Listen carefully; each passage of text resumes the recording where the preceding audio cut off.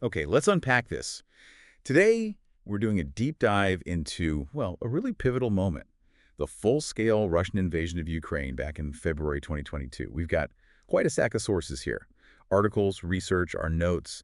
And the mission really is to zero in on those crucial early moments and, the immediate impacts, what really happened right at the start.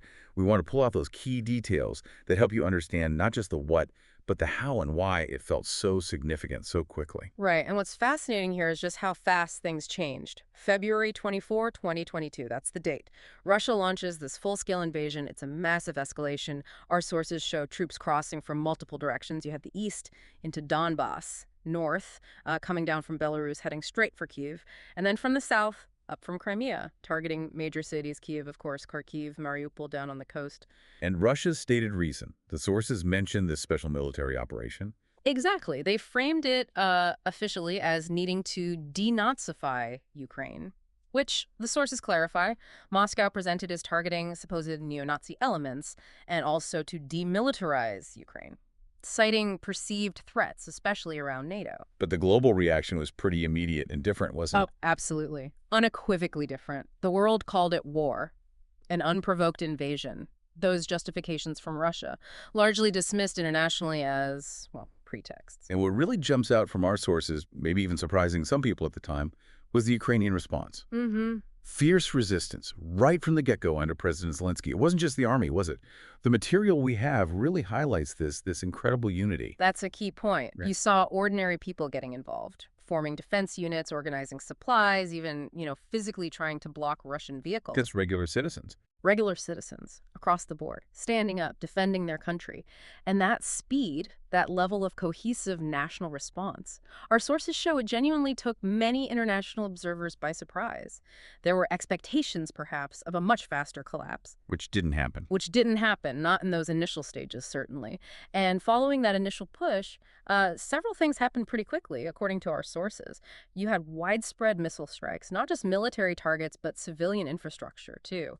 Things like power grids, communications, residential areas, aimed at causing disruption, maybe panic. And Mariupol, that became a name everyone knew. It did. A really devastating siege. The sources paint a grim picture, a terrible humanitarian crisis, lack of food, water, medicine, and just brutal fighting, street by street for weeks. It became this symbol. A symbol of the aggression, but also the resistance, I suppose. Yes, both. And crucially, Kiev held out against that initial assault.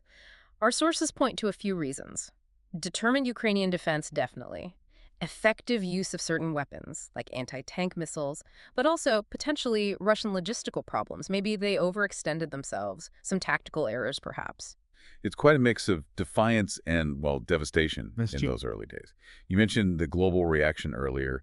Sanctions started appearing very quickly too, right? So what does this all mean when we look at that immediate international response, that big shift? Well, if we connect this to the bigger picture, the sources really highlight two things happening almost simultaneously. First, as we said, that incredible Ukrainian unity and resilience that definitely shaped the early conflict. And second, this remarkably fast and unified global economic response. The sanctions. The sanctions, yes. Within days, Western countries started rolling them out. Heavy ones. Our sources list things like cutting major Russian banks off from SWIFT, that's the big international payment system, freezing assets of oligarchs, officials, even targeting the Russian central bank's reserves. That must have hit hard, fast. It did. The ruble plummeted almost immediately. Russia found itself cut off from chunks of the global financial system. It signaled a new phase, really, of using economics as a tool, almost like warfare.